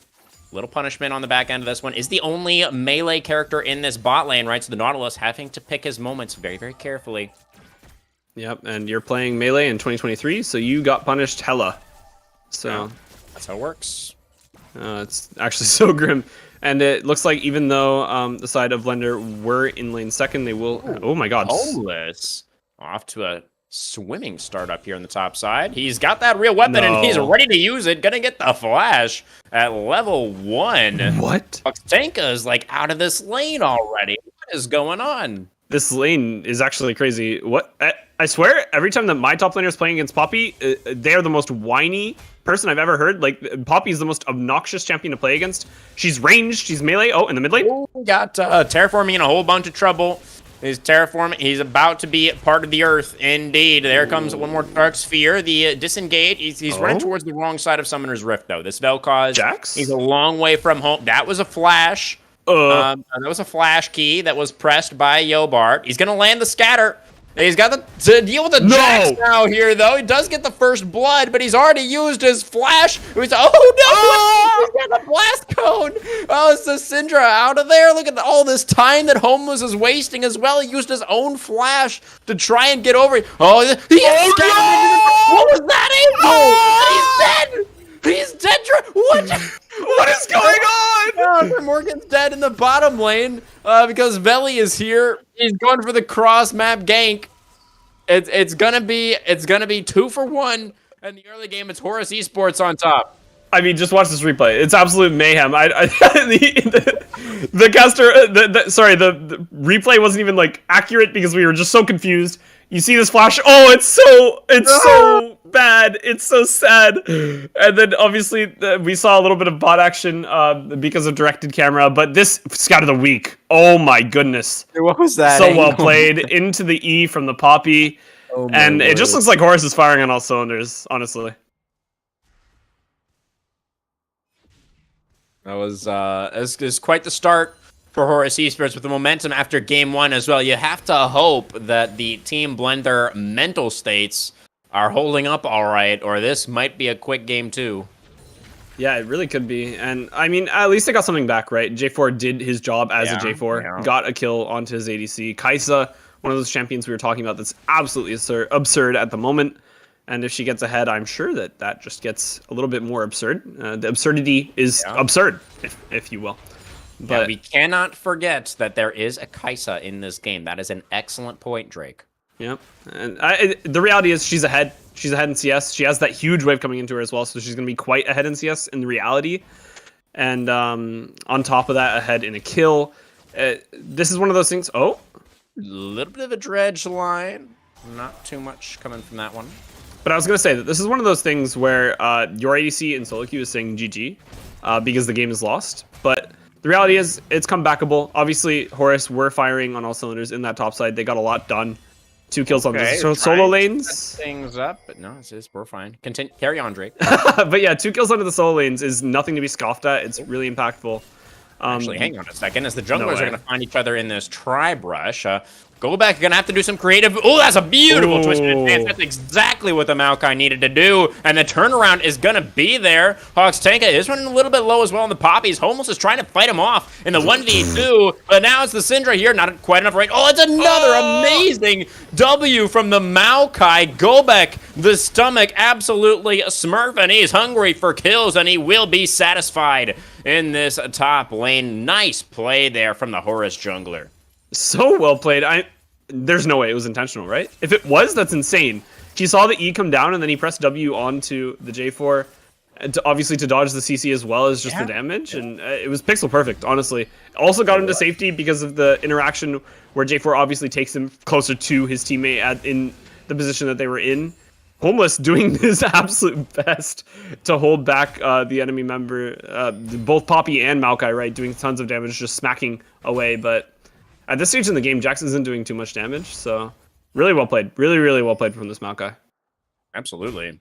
Really interesting that Yobard has been so active on this Syndra, really moving a lot in this early game, kind of reminding me of old Syndra, right? Like pre-WeWorks, she used to be such a menace in the early game, you know, through that early laning phase. A little bit less so now, but Yobard's still doing a really nice job of finding those windows to move. Yeah, and maybe just comes with the territory of playing Syndra before the rework, right? And maybe just, a lot of damage. Shot, but he's fine. Yeah, he will be able to walk his way out of that one and go back to his home, even though he's homeless. Good one. But as Dragon is spawning, has been up for the past 2 minutes, it looks like Maokai is trying to start it. Is J4 going to be able to suss this out? Veli is there, so it's going to be a contest from the other junglers. Terraforming getting chunked out a little bit here towards mid. Dragon will go over. Smite good from the stomach. That is feeling good for Horus. 3-1 now. Got that first neutral. That's a repeat of last game, right? I believe Horus got the first 2 dragons. Yes, I believe they did. You're absolutely right. So, I mean, making it known that they are... Oh, homeless. No way, he's in danger, right? Okay, but making it known that they are the ones that control objectives in these early games. Trona, are you in danger? No. Okay, yeah, he's fine. Nautilus is here. Soraka's on the way. I mean, it just looks like, once again, Blender is on the back foot in the early stages. And it's, I would say, a little surprising because of the J4, but not so surprising considering all of the scaling that they have on their side. They're perfectly fine with losing the early game a little bit, losing a couple of early game objectives with this comp, and scaling into oblivion once it gets past 20, 25 minutes. Yeah, but there's strong scaling and strong team fighting on the other side too, right? For Horus Esports, you know, they also have some strong late game carries coupled with a whole lot of frontline to make space for them. So I don't know if going late is necessarily going to be putting Team Blender at an advantage per se. Yeah, it's hard to tell. It's hard to say. Obviously, we won't know until it's played out, and I'm quite adept at caster cursing, so maybe I've just doomed the side of Blender. But either way, it'll be interesting to see how it plays out. Obviously, the next objectives are going to be this Rift Herald. That's where eyes are going to turn towards. And I would have to assume that Horus will be on the same path of trying to get the objectives done first. J4 just cleared all of his top camps. He has bot camps up. There's a little bit of a cheese going on in that bush. It doesn't look like anything will play out. Classic Nautilus gameplay. He doesn't have depth charge yet, so he's going to have to find the angle for the dredge line through that minion wave somehow. Nah, super respect from Limanlu. Yeah, really well played by him. Raka is on the top side of the map right now. Homeless is flashing, or getting a flash from Hawk's tank. He's gonna get taken down. As the Nature's Grasp will come as both top laners do hit the dirt. In goes Gobek, the unleashed power. That's gonna be a kill onto the jungler, and now it's just a lonely little Soraka in this top lane. Yobard needing another scatter. Not sure how long. Has on that cooldown. It's going to be the flash from Target to get back underneath the turret. Now Terraforming is here. Has the Lifeform Disintegration, right, if he wants to go for it. But there's no setup. There's no lockdown. And he will just back away. So I guess that was the 2-for-1, I believe, in the top lane for Horus. Excellent play from Hookstenka. We're going to watch it in the replay here. But He timed his abilities super well. Obviously, we were a little bit worried about bot side, but the top side was where we needed to be looking. Homeless gets caught by the W from Poppy. Perfectly timed. Gets him trapped under the turret. Even the flash was useless. And then, obviously, this roam from Syndra and the play with Gobek, so solid. And it doesn't even matter that it looked like Tarja was the first one up towards that top side on the support role. Doesn't matter at all. Horus still winning out in that top side. Yeah, I believe Soraka did not have level 6 there, so no access to the Wish. Couldn't keep the top laner or the jungler alive. So a little bit of a wasted roam timer there for Tarja. At least Limonlu was able to play safe, right? Did not give over anything in that bot lane, so that is a silver lining for Team Blender. But certainly that top lane play not quite working out as they had hoped. Now it's going to be Maokai and Nautilus on the move. They're going to be looking for Homeless up here in this top lane. Depth charge locked and loaded now. Not even going to need it. Plenty of CC there. They take out the top laner. Now we got Veli looking for it. Has Cataclysm. Can't quite get in range, though. And Syndra is able to walk that one out. So man advantage on the top side now for Horus. And they will once again, 2 games in a row, Drake, get both of these early neutrals. And it's crazy because this is exactly what you want to see when you're overloading a side of the map, right? You should be able to get the objective leads. Oh my gosh, so much damage onto J4 there. Sorry. But either way, you should be able to get these objective leads. You should be able to push the enemy team out when you're overloading on that side of the map, right? We saw Soraka go towards the top side, so there were 1+ members on the top side than there were for Horus, but they still lost out. Blender still lost in a 3v4 situation towards that top side. And it just spells disaster when you also look at the times that Horus overloads, right? They put all their members towards that top side, and they get a Rift Herald off of it. They win a team fight. Their Syndra's able to walk it out from mid lane and just live, even though it's kind of a 1v3 initially. It's so bad when, obviously, you're both playing very similar League of Legends, but it's just working out so much better for Horus. Absolutely. You know, they are feeling really good right now about their position in this game. We've got Dragon number 2 spawning in just a few short seconds. Oh, no, he's got all these dead. Oh, no, terraforming. There's the Wish. It's going to come out. It's going to buy a little bit of time, but it doesn't mean anything. It's going to be that kill going over to Yobard on the Syndra, number 3 for the mid laner of Horus Esports now. And both of these solo lanes, honestly, are so in favor of Horus at this point in the game. Homeless having a little bit of a rough go of it. 0-4 this time around on the Jax. A little bit unfortunate there. And I think it's starting to play out exactly how I was mentioning. Poppy is such an annoying champion to lane against in this top side. Yeah. Maybe, apparently not for the first 2 levels. Trona. Featherstorm gonna come out. Nautilus, oh, that was a nice flash. But the Killer Instinct is even better. Limonlu gets to the other side of that fight, but now the Kai'Sa's a little bit overextended and will get taken down in trade. So both AD carries taken down. Here comes Veli on the top lane, and they will get... Oh, he traded! Oh, Hogs Tanka able to get the 1-for-1 in the 1v2. Poppy says, not today. Goes even. That's going to be second Dragon over to Horus as well. I mean, that's the epitome of making the best of a bad situation, if I have to say so myself. Trading 1-for-1 in those situations always feels the best as a top laner. You've overextended. You made kind of a oopsie.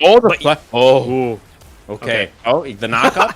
Are we in sync? What's going on? I think our reactions are exactly the same. But I'm sure that's exactly what everybody else was thinking. But despite that, I mean, that is what you want as a top laner. You draw people towards that top side. You draw a 2v1 situation. You win the 1v1, or at least you get out of that 2v1 with a 1-for-1. It's the best you can possibly hope for, and especially when that objective is towards the bottom side. Yeah. And Arthur Morgan with a really nice play that we just saw there as well, going flash for flash with the enemy mid laner, especially when that enemy mid laner is a Vel'Koz. And you only burn Hex Flash. Good about that as well. Yeah. Oh, yeah. That's, you know, Arthur Morgan didn't even want that flash in the first place. So really, I mean, yeah, exactly. So really well played. Yeah. And I mean, objectives all in the pocket of Horus. Game timing, like tempo wise, all in the pocket of Horus. Gold.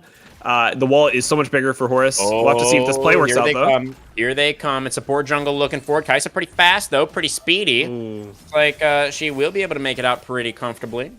So well played from Tarja as well to be able to drop that. I feel like if that silence didn't go down, Maokai would have dropped his ultimate right then and there.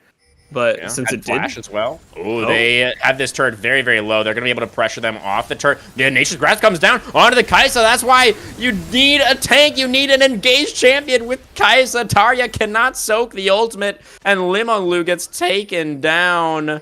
Oh, we see the support picking the flash there of his AD. A little bit of flame coming out now between the bot lane of Team Blender, perhaps, as the dredge line will connect. There was Veli flag or drags without the flag. He's forced to go back in. The Cataclysm does set things up, but Gobek is able to flash out. Doesn't take too much damage from that Vel'Koz ultimate. And that's all of those tools for the mid jungle of Team Blender forced to be used in defense. They get only the flash off the Maokai. And things are really coming up all heads for Horus Esports. They are just finding everything that they need on Summoner's Rift, even stealing away the red buff for Trona. Yeah, I mean, Blender are in the blender. They're falling apart at the seams. It seems like they can't quite. They can't quite take any of these team fights. They lose every objective. That Jax gets sent away, even though he found a chance to capitalize on the Poppy, right? It's just left and right. It looks like Horus are just so much more on the same page. And it could be a result, obviously, of winning the first game, right? Your mental's a little bit better. You know exactly how the enemy team wants to play, and you're really used to being ahead at this point. So unless you get overconfident, you can probably reciprocate that and do it again, especially if things don't change much on the enemy team. And Blender, I mean, they look pretty much the same as we saw them in game one, and it's not working out for them. Okay, Arthur Morgan is here by himself. Or there's a Xayah in the general vicinity. Veli is going to find the flag and drag knock up. Nautilus is going to be okay. Just doing some zone control there was Morgan. Yeah, and it's weird, right? Because the neutral objectives are spawning towards the top side, so I don't know why we're zoning enemy bot side. I guess it's just to get that focus because maybe down there. Drake. Yeah, it's an optical illusion, actually. That's my theory, right? Soraka feels like she has to get vision down there now because she didn't have it, and she had to fight for it, so now she has to place the ward down there. But then, actually, you needed wards towards that top side, and now you're on the back foot. It's genius. 5-head play from Morgan. Supportal combat. Not quite able to finish off that control ward, though, and this would be very greedy for Nautilus. He's going back in for it. Maokai is here. Bramble Smash comes out. Depth charge onto the Soraka, but the Light Form Disintegration Ray will disintegrate. Wait, Kai'Sa's dead.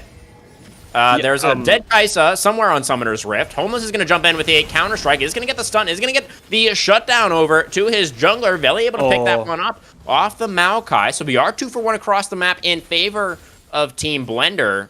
But I mean, what happened to Limonglu? I'm not sure, but speaking of greed, at least, Morgan, a little greedy, even with his flash in that instance, right? Because he was in Cataclysm, he didn't want to burn flash when Vel'Koz R was ticking down on him. And probably, like you could say, didn't expect that amount of damage coming out from terraforming. But in reality, he could have just flashed to be safe. Opts to flash a little bit late, burns the flash anyways, dies, and... Hold on now, Drake. We got another big old fight breaking out here on the top side. River, the Keeper's verdict onto the jungler, gets him out of the pit, and now this Rift Arrow does anybody to secure. It's going to be Trona who locked it down with the Blade Caller, and Terraforming has walked up. Now, he doesn't quite have the flash. He almost has the flash as the feathers over the wall, but the Blade Caller not quite off cooldown soon enough, but the Vel'Koz does not have anywhere to run to. Timothy Hawk's Tenka going in there. Morgan is going to get traded back, it looks like. Decent scatter, not good enough, though. They will lose their support. It's going to be Limonglu in with the Killer Instinct, but he just doesn't have enough damage right now. The Kai'Sa is too far behind. They're going to continue the chase, the Unleashed Power. One more auto attack, and Limonglu is down. He's been taken out once again, and now it's just a Jarvan and a Soraka here. They don't have any damage.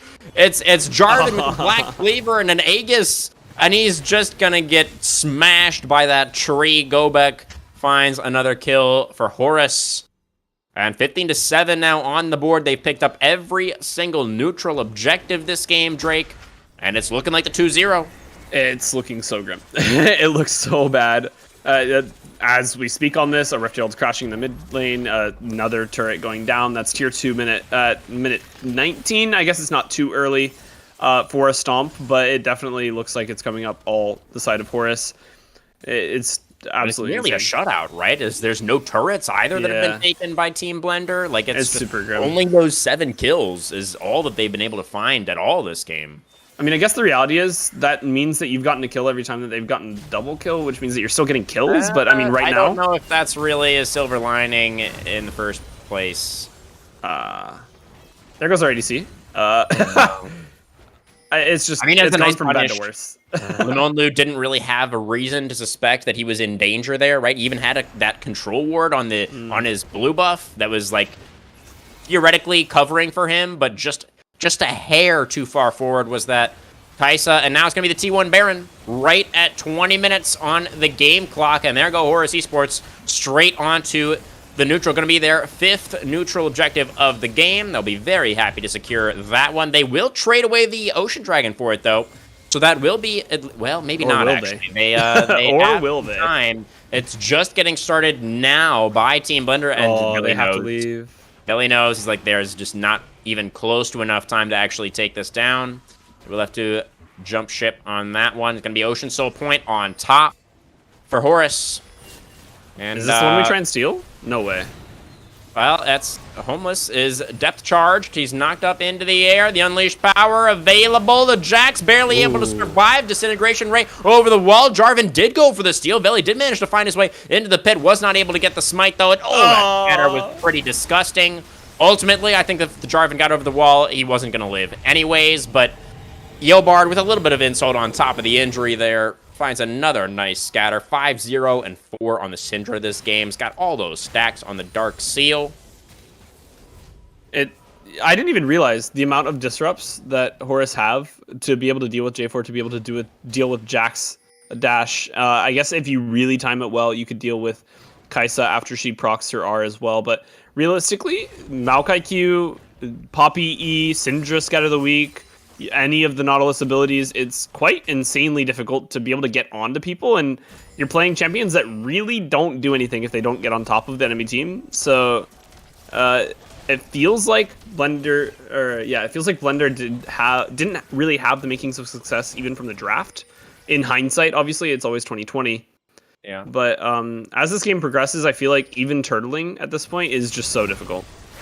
Trying to do a little bit of a death brush on Hawk's Tanka here. This Poppy, very, very tanky. Trying to get a kill for Limonlu, but the Poppy is almost winning out. Hawk's Tanka wants to go 1-for-1 again. Will not quite be able to do it, as Limonlu does manage to get number 3 this game. But look at this cross-map punish. Almost will be able to flash away. And now maybe we are a little bit deep as Horus Esports, but no, they're going to be okay. They have that wave into the tier 2. But using the Baron pretty decently well.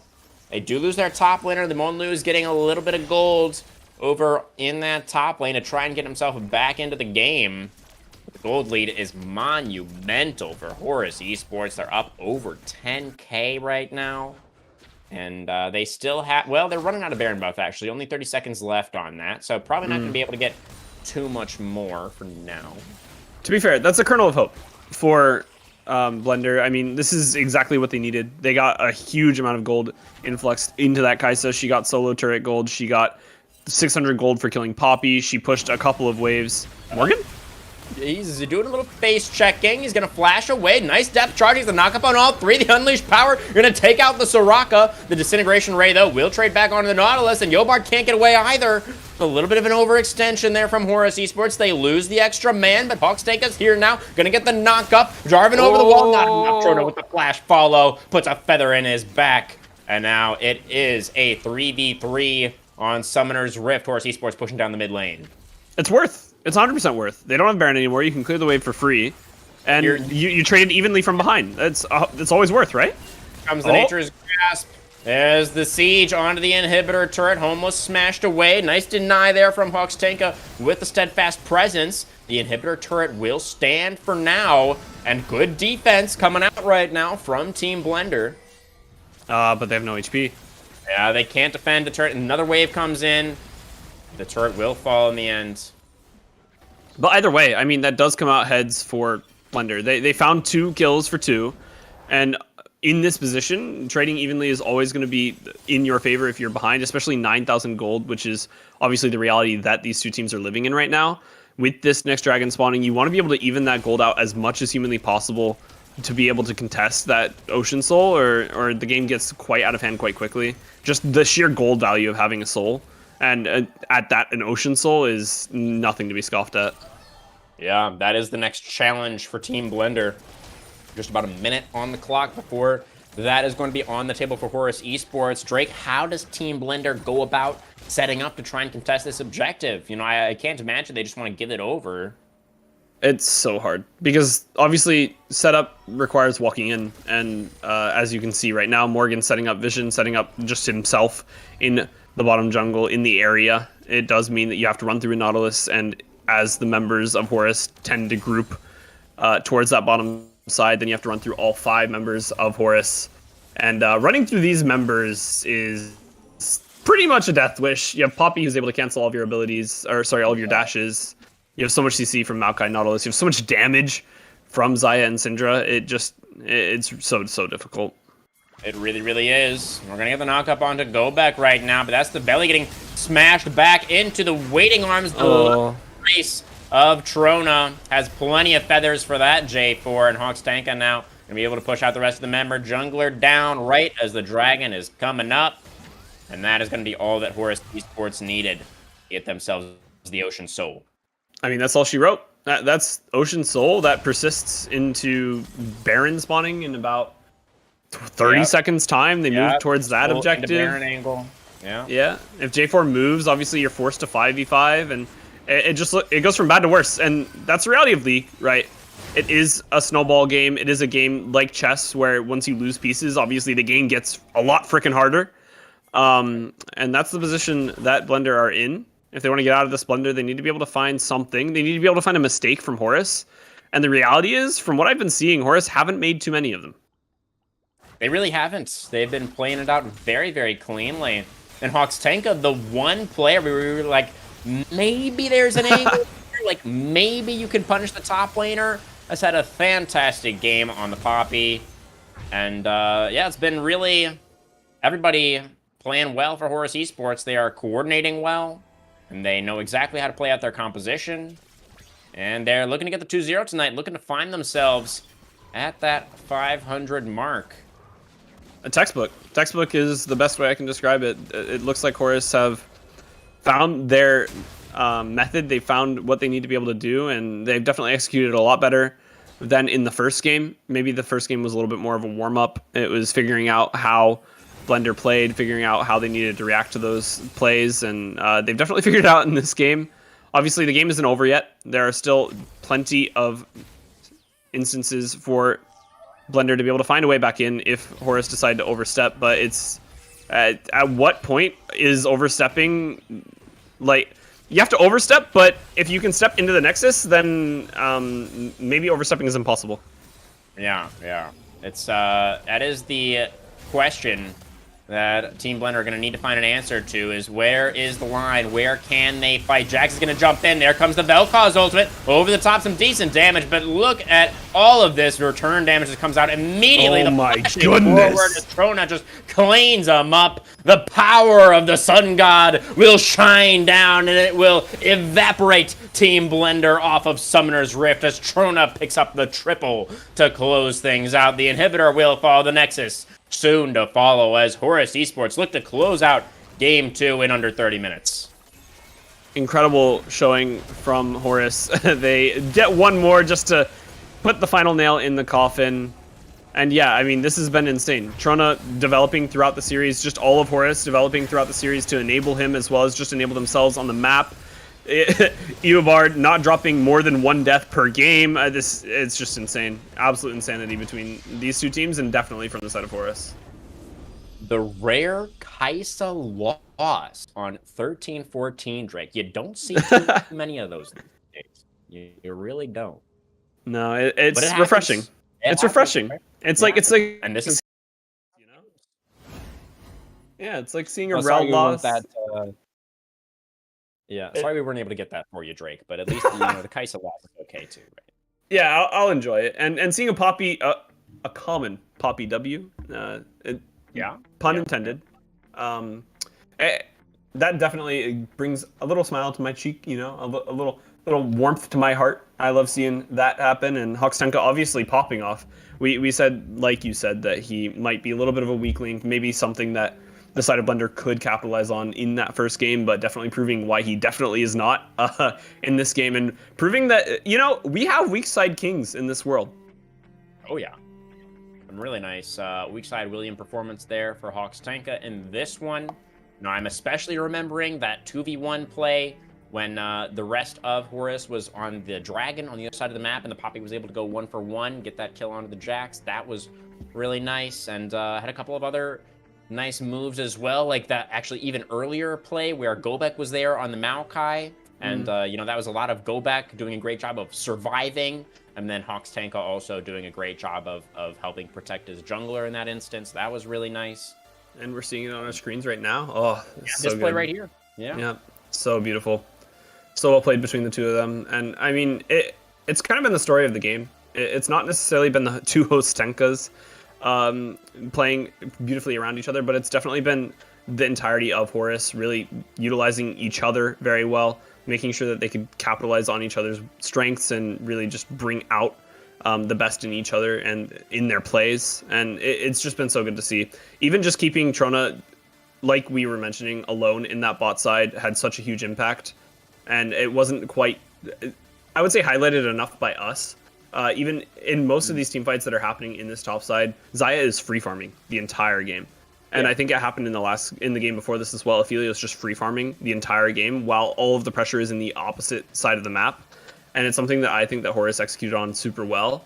And it definitely had to have been their game plan going in. So huge props to both them and their coaching staff, if they have coaching staff, in making that decision. And it activated Trona, it activated everybody else on the map. And like you said, Syndra, absolute menace on the map as well. It's so well played. Yeah. Yeah, it's a great point that you're making there, Drake, about how Trona had kind of, honestly, a free game here.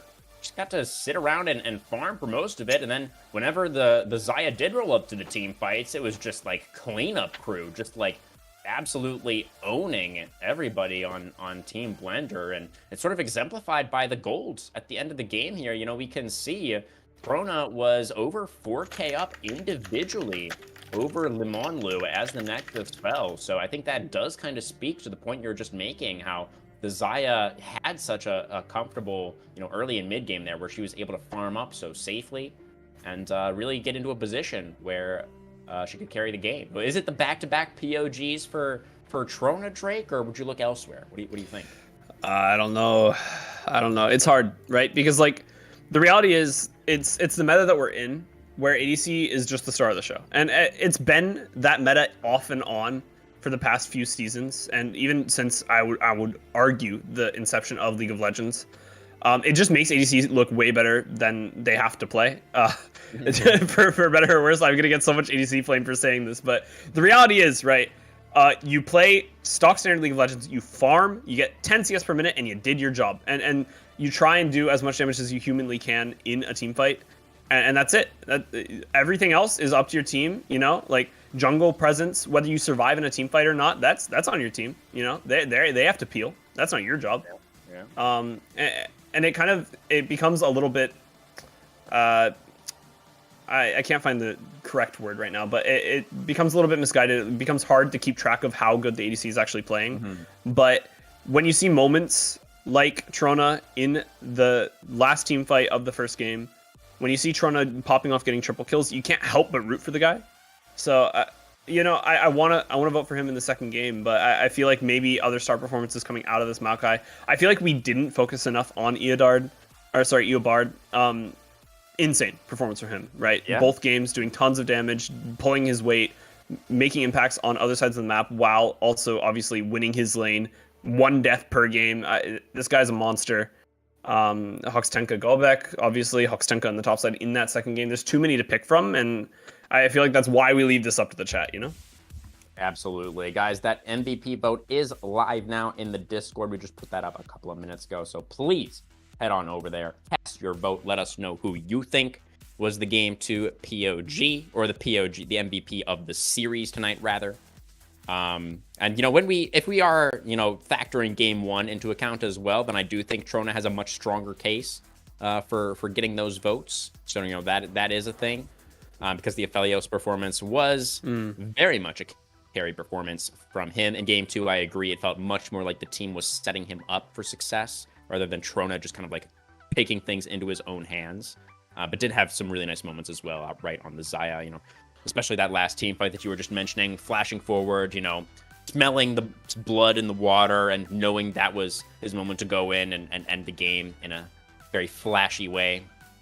That was nice, but personally, my vote was for the stomach. I had to give it to Gobek. You know, really nice mechanical moves on the Maokai there, and then eventually did make his way down into that bot lane. And I'm remembering that Nature's Grasp as the tier 1 turret was falling to sort of put the nail in the coffin for the Monlu, it felt like, in this game. I feel like that was a pretty big moment as well. Yeah, I mean, there's a lot to think about, right? And the reality is, I think I have a bias, right? Where I hate ADCs because they're so cocky and they're always so confident in themselves. But the reality is, the performance that we saw out of Toronto today is a performance that you don't see out of all ADCs, and even if you see it out of ADCs, you don't see it frequently. Even from certain ADCs that are able to pull this off, right? Even in this play, I believe he did also flash forward.